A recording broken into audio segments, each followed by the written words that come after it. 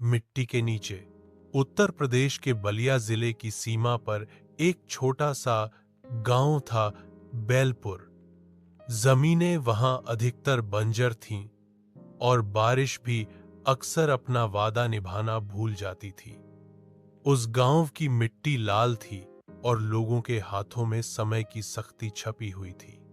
खेती यहां जीने का साधन नहीं, बल्कि जीने की जिद थी। रामचरण उसी गांव का एक किसान था, 50 की उम्र के करीब, सांवला, मजबूत कंधे वाला, मगर आंखों में पुरानी थकान और जबड़े में संघर्ष की मजबूती थी। उसके पास कुल 1.5 बीघा जमीन थी। एक छोटा सा टुकड़ा जो हर साल उसे थोड़ा गेहूं, थोड़ा धान और बहुत सारी चिंता देता। उसकी पत्नी सीता उम्र में उससे कुछ छोटी, शांत, लेकिन बहुत गहरी और दूरदर्शी महिला थी।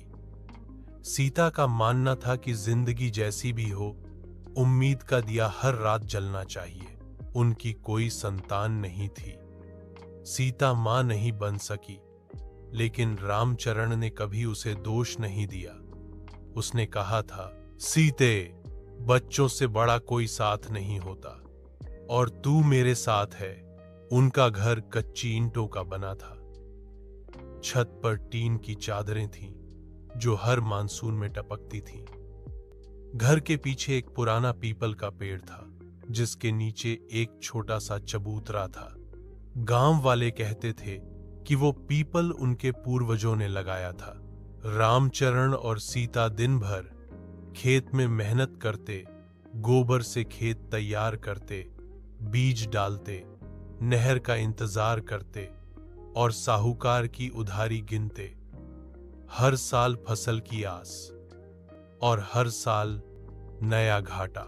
एक दिन दोपहर को खेत से लौटते वक्त सीता ने कहा, रामू, अब तो बस भगवान ही कुछ चमत्कार करे या फिर कुछ छुपा खजाना ही निकल आए। रामचरण हौस पड़ा, अरे सीते, खजाने हमारी किस्मत में नहीं होते, हमारे हिस्से बस हल और कर्ज है। लेकिन सीता गंभीर थी। उसने कहा, बचपन में बाबा कहा करते थे, इस पीपल के नीचे कुछ है जो एक दिन किसी को मिलेगा जब उसकी सबसे ज्यादा जरूरत होगी। मैं तो तब बच्ची थी।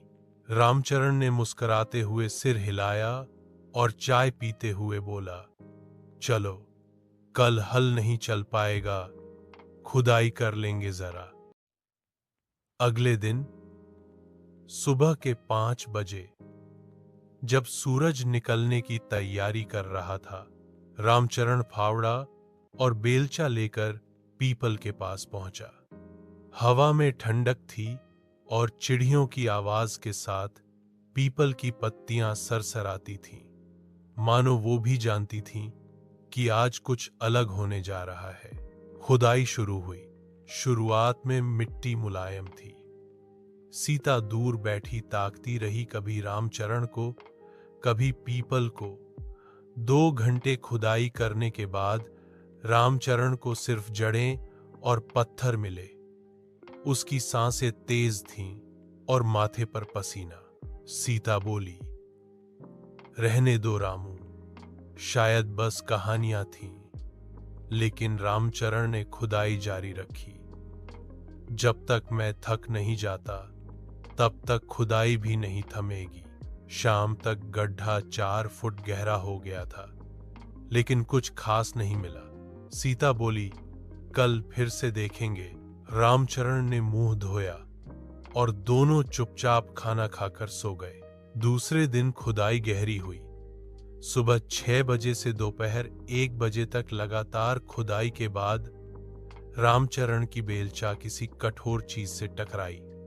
ठक, एक अलग आवाज थी, मिट्टी की नहीं, पत्थर या धातु की। रामचरण घबराया भी और रोमांचित भी। धीरे धीरे उसने मिट्टी हटाई तो एक छोटी सी ईंटों की बनी संरचना दिखी, जैसे किसी पुराने कमरे की दीवार। सीता की सांसें रुक सी गईं। रामू, ये क्या है? रामचरण ने कहा। कुछ तो है नीचे, ये दीवार जैसी लगती है। वो धीरे धीरे ईंटें हटाने लगा। ईंटों के पीछे काले रंग का एक पीतल का संदूक था, जिस पर समय की गर्द जमी हुई थी। सीता की आंखों में चमक थी। रामचरण ने संदूक को ऊपर खींचा। वह भारी था। उसने लकड़ी के औजार से संदूक की जंजीर खोली और ढक्कन उठाया। अंदर रखा था कुछ पुराने चांदी और तांबे के सिक्के, एक ताम्रपत्र, एक छोटी मोहर जिस पर संस्कृत में कुछ लिखा था। रामचरण ने वह पट्टी निकाली। उस पर खुदा था, जो इस धरोहर को पाए वह इसे जरूरत के समय सच्चाई और मेहनत से उपयोग करे। यह खजाना मेरे परपोते के लिए है, जो ईमानदारी से जिंदगी जीता है। पंडित चंद्रभान, संवत 1932। रामचरण और सीता दोनों स्तब्ध थे। एक तरफ खजाना मिला था, दूसरी तरफ अब सवाल था, इसका करना क्या है? रामचरण ने दूसरे दिन बलिया के पुरातत्व विभाग में जाकर वो सिक्के दिखाए। अधिकारी ने कहा, ये सिक्के मुगल काल के हैं। अवैध रूप से बेचना अपराध है। सरकार इन्हें जब्त कर सकती है। रामचरण घबरा गया।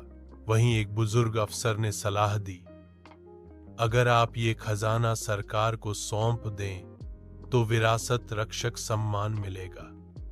आप सरकार से आर्थिक मदद भी मांग सकते हैं। सीता ने कहा, रामू, ये तेरे पुरखों की अमानत है। चोरी की तरह बेचना सही नहीं होगा। रामचरण बोला, तो ठीक है, हम खजाना सरकार को दे देंगे, लेकिन उसकी कहानी हम खुद तय करेंगे। 3 महीने बाद रामचरण को लखनऊ बुलाया गया। उसे राज्य सरकार ने राष्ट्रीय विरासत रक्षक सम्मान दिया। उसे 5 लाख की सहायता राशि और एक स्थायी मासिक पेंशन मिली। गांव लौटकर रामचरण ने खेत की मेड़ पर बैठकर सीता से कहा, अब ये खेत बस मिट्टी नहीं है सीते, अब इसमें पुरखों की आवा भी है। उन्होंने उन पैसों से खेत की सिंचाई के लिए मोटर लगवाई, एक छोटा ट्रैक्टर खरीदा, एक गाय और भैंस ली और गांव की लड़कियों के लिए स्वावलंबन केंद्र शुरू किया। सीता ने महिलाओं लिए एक सिलाई और अचार बनाने का केंद्र खोला। औरतें सीता दीदी कहती, आत्मविश्वास से भरी। हर सुबह रामचरण अब सिर्फ खेतों में हल नहीं चलाता था, वह गांव के लड़कों को जैविक खेती सिखाने लगा। उसने एक बीज बैंक बनाया जिसमें पुराने देसी बीज जमा किए गए। साहूकार अब उसके दरवाजे नहीं आता था। अब गांव वाले उससे सलाह लेने आते थे। एक शाम रामचरण ने उस पीपल के नीचे बैठते हुए कहा, तूने कहा था ना, खजाना मिट्टी में नहीं, सोच में छिपा होता है।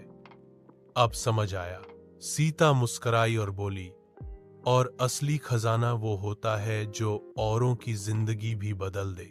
रामचरण ने ताम्रपत्र की एक प्रति बनवाई और उसके पीछे खुद लिखा, पंडित चंद्रभान जी, आपकी अमानत समय पर पहुंच गई। हमने उसे बेचा नहीं, बो दिया। अब उसकी फसल हमारे गांव की नई पीढ़ी काट रही है। आपका पोता रामचरण कहते हैं, खजाने कई बार सोने के सिक्के नहीं होते, कभी कभी वो सिर्फ एक विश्वास होते हैं जो मिट्टी के नीचे दबे रहते हैं, और जब वक्त सही आता है तो उगते हैं एक नई फसल की तरह। बैलपुर गांव में अब लोग अपने बच्चों को ये कहानी सुनाते हैं। एक दिन एक किसान ने अपनी मेहनत से खजाना खोज निकाला और फिर उसे पूरे गांव में बांट दिया।